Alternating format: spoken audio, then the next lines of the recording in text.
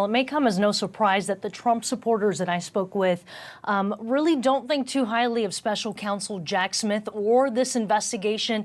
And if anything, they're actually doubling down on their support for former President Donald Trump.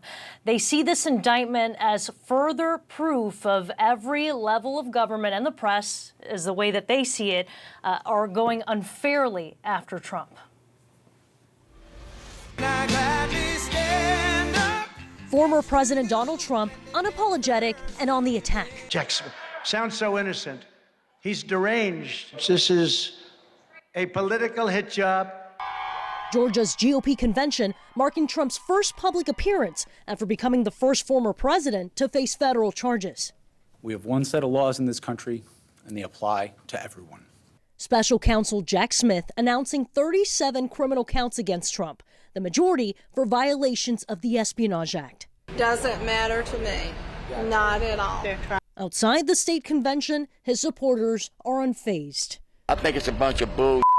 Trump ain't done that. Wrong thing Trump done is saved this country. They're not going to let it stop.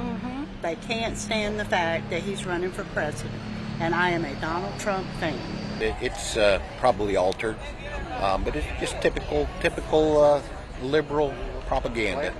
None of the Republican voters CNN spoke with had read the indictment. No, I wouldn't waste my time on a phony indictment. I don't care about the indictment. You could indict a bologna sandwich. These loyalists share a deep sense of distrust against perceived opponents of Trump, including the Department of Justice, the FBI, and the press. Supporters routinely brought up President Joe Biden, former Vice President Mike Pence, and former Secretary of State Hillary Clinton. All had sensitive materials in their possession while out of public office. One big difference, Trump and his aide, Wal Nauta, face nearly a half dozen charges related to obstruction and concealment of documents, including for allegedly suggesting to his lawyers to not cooperate with a grand jury subpoena. In this whole fake indictment, they don't even once mention the Presidential Records Act. The indictment outlines two different occasions Trump allegedly showed classified documents to unauthorized people. And in 2021, Trump admitted on tape to having secret documents that he hadn't declassified, according to the indictment. As president, I could have declassified, but now I can't, Trump said, according to the transcript of the audio obtained by CNN. There's an audio recording of him doing so. We know that that can be changed. We know that that can be altered. Within the 49-page indictment, pictures showing boxes of classified documents stacked high in a Mar-a-Lago bathroom, ballroom, office space, and elsewhere. What he did is incorrect, absolutely incorrect. But the system allowed it to happen. The system is broken, needs to be fixed. The convention also drew a handful of anti-Trump protesters, co-opting one of his most popular catchphrases in this quick moment of tension. Lock you up. Yeah, you had. You support Hillary Clinton. She done a lot wrong. You're an idiot. Ultimately, these Trump supporters could not point to any piece of evidence that would cause their support to waver. I think Trump is the best president we've ever had, and I'm all about getting him reelected. And in a press conference this past week, Special Counsel Jack Smith encouraged people to actually read the indictment. It's 49 pages long to get a full grasp of the body of evidence there. These Trump supporters I spoke with made it clear they have zero interest in doing that. Meanwhile, Trump denies any wrongdoing, and an attorney for his aide, Nauta, declined to comment. Jim. Isabel Rosales, thanks very much. It's not his supporters. Some of Donald Trump's allies up on Capitol Hill are also coming to his defense. Joining us now to talk about this is Congressman Don Davis. He's a Democratic congressman from North Carolina. Congressman, great to see you. Let's listen to what some of Trump's Republican loyalists are saying in reaction to the indictment. I'll get you to comment. If he wants to store material in a box in a bathroom, if he wants to store it in a box on a stage, he can do that. That is just what the law and the standard is. So again, I think this just underscores how political this whole thing is. President Trump will have his day in court, but espionage charges are absolutely ridiculous.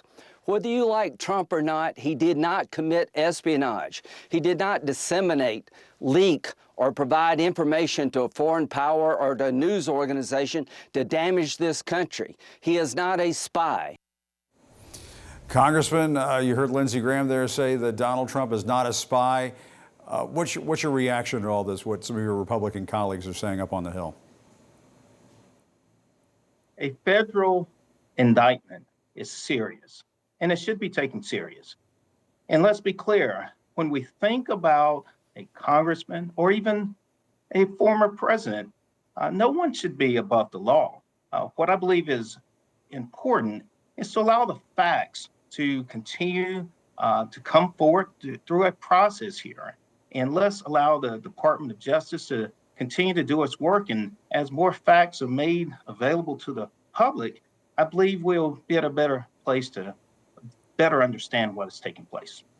And Congressman, let me just get a quick reaction from you to what Trump has been saying over the weekend. He's been calling the special counsel deranged. It sounds like he's trying to whip up his supporters all over again. He was in your state over the weekend. Are you concerned about some of this rhetoric he's been using? The facts are the facts, and I believe as we apply the facts to the rule of law, and then as the American people are made aware of that, I believe that's going to be important in this process. And also, equally important is due process and allowing a Lady Justice to continue to be blind. And let's see what comes based on the facts of the case. In a CBS poll that just came out today seems to suggest that many Republican voters see these charges as just political. It shows that just 7% of Republican voters have a worse view of Trump after the indictment. 61% say the indictment won't change their views. You heard in the report from our colleague Isabel Rosales a few moments ago, a lot of Trump supporters just aren't going to change their mind based on all of this. And I know what you're saying. You're saying that people should look at the facts of this case. But it sounds like people have already made up their minds, at least Trump supporters have already made up their minds about this. They're just not going to change their view on this. How do Democrats counter that? Yeah, Jim, we're still early in this process. And as the process unfolds, I truly believe more facts will come out. More information will be made readily available for the American people.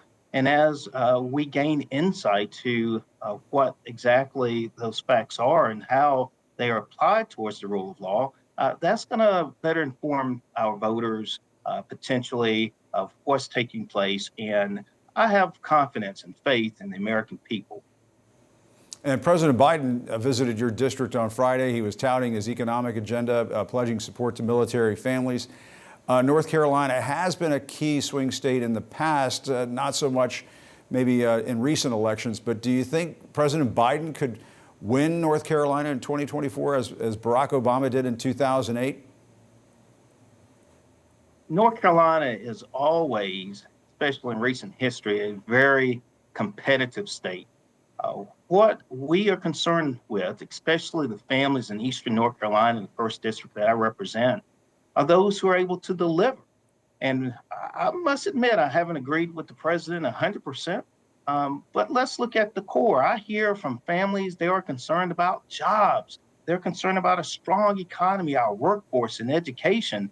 And when we look at this president on those issues, I'm reminded of a bipartisan CHIPS and infrastructure bill.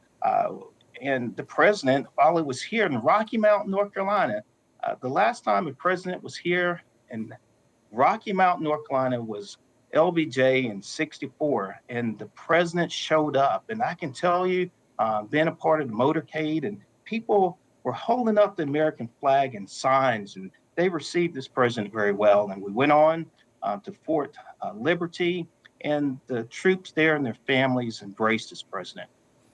And I want to ask you, I'm sure you've heard this in recent days, Democratic Senator Joe Manchin of West Virginia has kind of flirted with the possibility that he might run for president in 2024, might challenge President Biden perhaps on the Democratic side. There's been some talk that maybe there could be some sort of third-party run that might involve Senator Manchin. What is your sense of all that? Would that be healthy for the Democratic Party if Joe Manchin were to jump into this? Candidates, at the end of the day, we all have an opportunity in this democratic process to come forward. But again, I point back towards What are those deliverables? Those things that people are concerned about, Eastern North Carolinians, what they talk about at the dinner table. And I do believe that President Biden, even though, again, we haven't always agreed, he has delivered. Matter of fact, I always hear. Do you think President Biden should have any challengers? Do you mind if I just jump in? Do you think President Biden should have any challengers? Or do you think he should run unopposed on the Democratic I believe in the Democratic. I believe in the democratic process, and I believe the American people, in the end, will deliver for those who deliver for them. All right, Congressman Don Davis, thanks very much for your time. We appreciate it. Thanks, Jim.